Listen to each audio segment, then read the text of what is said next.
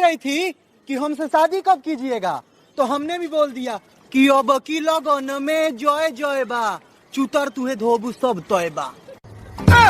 गाड़ धोधी राजा जी। ये भौजाई चल धोदा तू ही यार, धोदा धोदा धोदा ना धोबू। अच्छा तू ही धोदा हो, धोदा धोदा धोदा।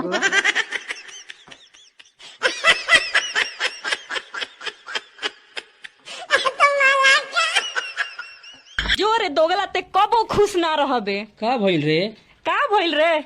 तोरा संगे हम हल्दी लगावे के सपना देखनी आ करे छुटौनी तू हमरा के चूना लगा के चल गइलो।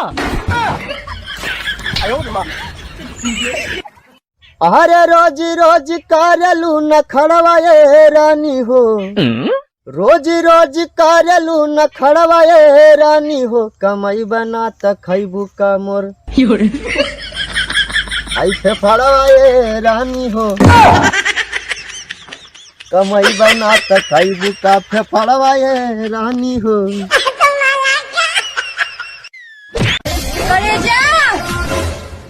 खाली हमरा के करे जा कहबू है, काका का कुछ कहबू।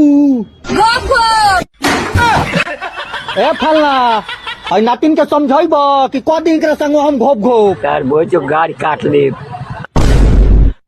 है देखो तारो सरवा के उल्टा पलटी बती जाए तो मन बहन चोद बिगड़ ले भाई।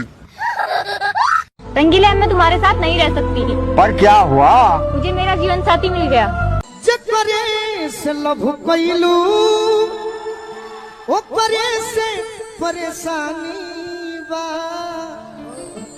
ए सनमई करम तोहरो लागे खानदानी बा। मैं जानता था तुम आओगे, मैं जानता था तुम मेरे लिए अपने बाप का घर छोड़कर जरूर आओगी अंजलि, मैं जानता था तुम आओगी। देव, तुम गलत समझ रहे हो। मैं अपने बाप का घर नहीं तुम्हें छोड़ने आई हूँ। मैं जा रही हूँ देव। खराब हो गई भाई, पूरा दिमाग डिप्रेशन में आ गल बा। एगो अच्छा गाना बजाओ तो। रुक बजावत हो। हरी गुलाब जैसन खिलल बारू, है सुवाड़ा के मिलल बारू, मारो झपड़ा फाड़ो कपड़ा खत्म कैदा सारा पारा। हीरोइन हो हीरोइन, हीरो से पटना, है सुवाड़ा से तो दूर हटना। गुलाब जैसन